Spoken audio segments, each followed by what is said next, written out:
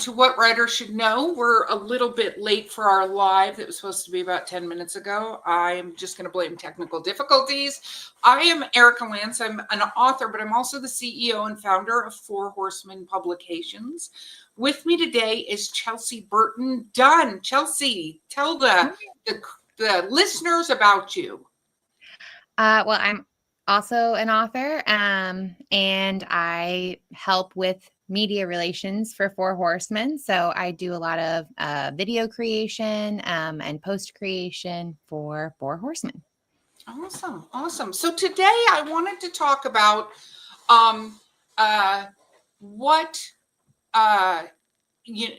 why people should be on YouTube, right? Like that's what we're talking about here today. And the fact is there's only a few ways that you can directly reach people who are interested or maybe interested in your stories. Now, there's going viral on TikTok, which is great, but TikTok, Facebook, Instagram, all of these social media platforms are driven by telling you what you want to see versus subscribing. And we've seen this especially on Facebook, where in the beginning you would see everything you subscribe to, you'd get updates from your friends and family. And then some point along the way, we stopped getting updates from everybody. It was very random.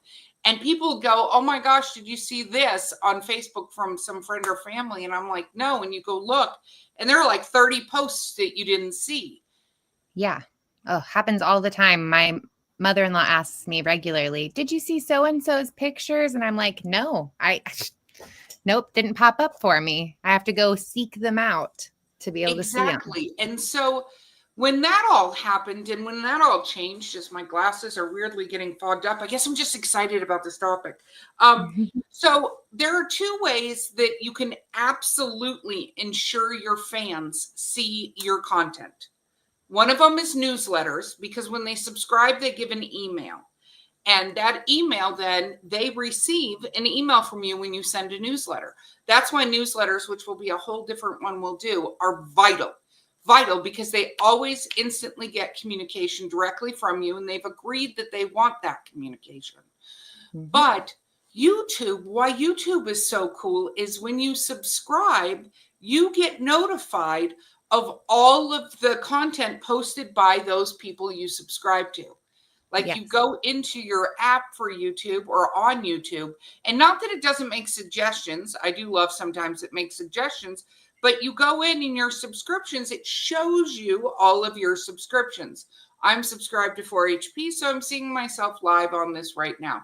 That's a little weird. Not sure why I'm seeing that, but anyway, I'm seeing that. So that's why it's so important. But some authors might go, I don't know what the hell to do on YouTube, right? What do I do? Well, I mean, for me, any content that I'm going to be putting on either my social medias for my author page or for Four Horsemen, I post it on YouTube. So it just, you can reuse the same videos. Usually I try and do, eye-catching, grabbing things that you would want on social media, but on YouTube as well, because they have shorts now, which is really cool.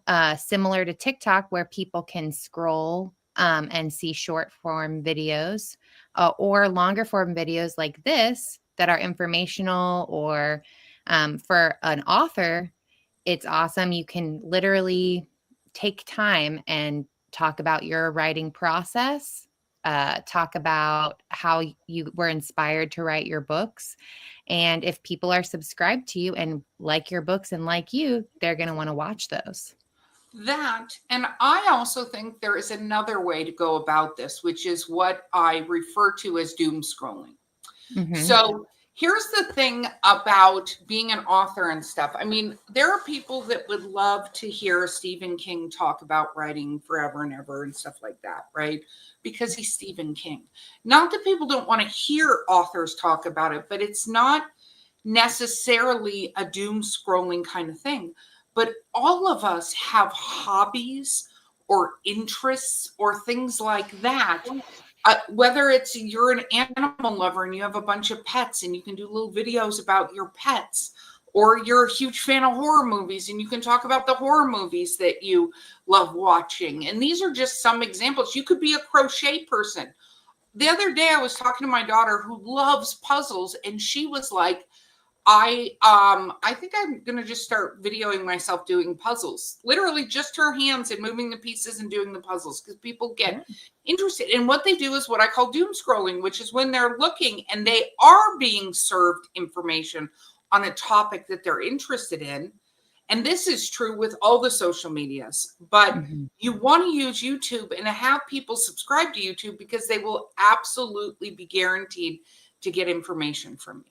So find something that you already like talking about, that you're already interested. You could be an avid reader and you could talk about the other books.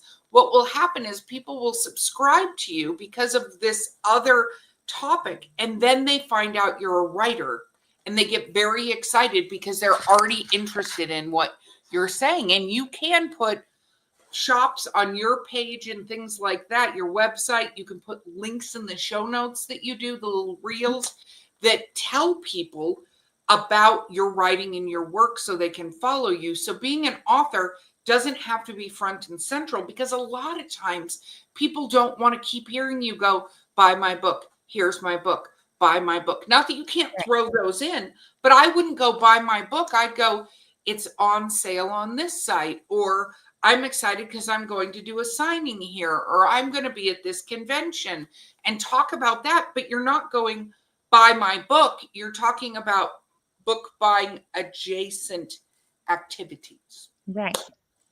Like, one of my favorite things to make videos about is I like to make a lot of different things, food, and like I make my own soap and things like that.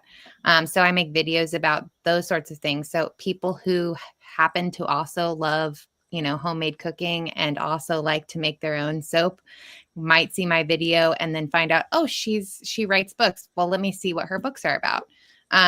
So yeah, people want to know who you are. And sometimes you might stumble upon subscribers and followers and fans the opposite way, not necessarily talking about the things that you write. It might come at you from your interests. Exactly. Or you can look for questions people have about your books or things like that, because what you want to do is you want to find that readership that's out there. Because when you do find them, keep in mind, depending on how many books you have out there, they could read your book in 2.5 seconds, but how do you keep them engaged? How do you keep them coming back? Well, you do little videos. There are so many softwares. Everybody has one of these that allows them to do video recordings. They don't have to be these huge, robust things planned out, whatever. You just have to have it be where you're sitting there doing it. You could hold it and do it just like this. The little tripods with the lights on them, those cost like $20 on Amazon. Get it, prop it up, do the pictures, do a selfie stick. You could do little things about going for nature walks or nature hikes. Everyone has something that they talk about that they love to do, right? So everyone has a hobby. Or if you have a friend that you can get on and talk about a certain subject, right? Excuse me, two of our 4 Horsemen authors are horror authors. They're both wonderful, but they're doing a little mini podcast about horror and about horror books and about horror movies and TV shows, because that's what interests them. It's very cool. They both happen to write horror, right? Yeah. So just all that stuff. Yep. I was going to say, it might seem like people wouldn't be interested in those things, and that might discourage people. But honestly, there's always someone out there who'd be interested in something. So as long as you keep trying new things, show them your nature walks, show them the craft that you make, or just chat about something that you're really interested in and you've done those crazy deep dive researches into, someone is going to be interested and subscribe to you and then start watching all of your content, no matter what it is. Exactly. And like you said, it can be universally reused. People should know that. Like we've had authors talk about how they posted a video about something, got 40 views on it or something, and then 6 months later they posted it and got 12,000 views on it, right? Mhm. And it can be very simple. You recently did a video that had like 2,500 views. Yeah. So I made a zombie horror fan video about some of our authors who write monster zombie. And since we have like The Last of Us and 28 Years Later coming out, and zombies are very popular, I put this video together, and I wasn't sure how it was going to go. It's kind of like any other video, but yeah, we've gotten a ton of views, and I've put it on all of our social medias too, and it's gotten a lot of traction there as well. And so sometimes you just have to try different ways of doing things, until you find something that works and that resonate with people.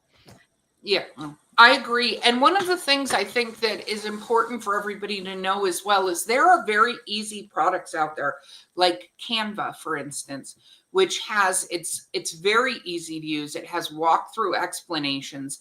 If you want to add stuff to your videos, if you want to insert pictures or whatever, you can use Canva. You don't have to. Again, you don't have to do all that setup. Yeah, I'm going to say something that some people might consider controversial, but I want people to understand that there are artificial intelligence tools that can be utilized for how you find trending hashtags or words and stuff like that. You should not use it to write by any stretch of the imagination. All that is plagiarism, violently against it. But you can use it to help you suss out some of the things like, I want to talk about, corgi dogs. What is trending with corgi dogs right now? And it will give you that. And then you can create your, your content around that, right? You can do your verbiage. Again, AI does plagiarism. We are not fans of AI writing any sort of books. There was a recent whole thing in the news about the top 25 summer reads or something, and the guy let AI write the article for him, and he included something like 20 books that don't actually exist and will never they're not exist real and never yeah. will. Like, yeah what? yeah so you should maybe, I don't know, choose books that exist and out there find independent authors who have books that you love that you should read. So Right. finding content, even if you're a foodie and you love going to restaurants, you love going to coffee shops, you can talk about that. I always make this example for people, right? Is the gentleman in South Africa, brilliant. COVID happened. He was a student. He couldn't do anything. His entire video is showing people doing dumb things on videos, then doing it the correct way and going like this. Mm-hmm. Like that simplicity. He makes in ad revenue over $700,000 per video he posts. Yep. Crazy. I'm not saying you need to become an influencer, authors. That's not what I'm trying to say. I'm saying something as simple as that. Look at the videos where people do lawn mowing and people just watch people do the fast forward lawn mowing of their yard. If you want to, grab a GoPro camera, take it with you on whatever you're doing. You might be a vet. Are you allowed to, or an animal groomer? Can you get people to allow you to post their pets that you're grooming with the husky hair blowing all over the place? People love that stuff. There's a guy who cleans paint out of a bucket. Like oh my gosh, it is addicting. ASMR videos, so addicting. I'm like, addicting. What am I watching right now? But I'm just watching the guy scrape paint out of a bucket. But if he wrote a book, I will say this, I watch a guy called the Hoof GP. He's on YouTube. That's where I watch him. I know he's on other social media. His name is Graham Parker. He is a hoof trimmer. He trims cows' hooves. By the way, I don't own any cows. I've never owned a cow. I now want to own cows, but I don't. But I watch his videos all the time. And his videos he put up for training people who do hoof trimming on different situations, how you resolve them. Most of the people that watch his videos are not hoof trimmers because there's not that many hoof trimmers in the world. It's just not a thing. But he wrote a book. It's an autobiography called Bruised Soul. Guess what? I bought his book. Why Yeah. did I buy his book? Because I follow his channel and he's interesting to me. And I was like, oh, this is interesting. I should. And my husband was like, did you just order a book from Scotland? And I was like, yes, I did. Thank you. HuffGB, And so I think that we have to remember that, and remember, we don't have to make this difficult. It should be something you're already doing. Yeah. Your daughter, for instance, has a ton of crafts that she does, correct? Oh, yes. Mm-hmm. Yeah. You can see her entire craft area back here. That's a little chaotic right now. But yes, she does everything from sewing, knitting, clay, everything.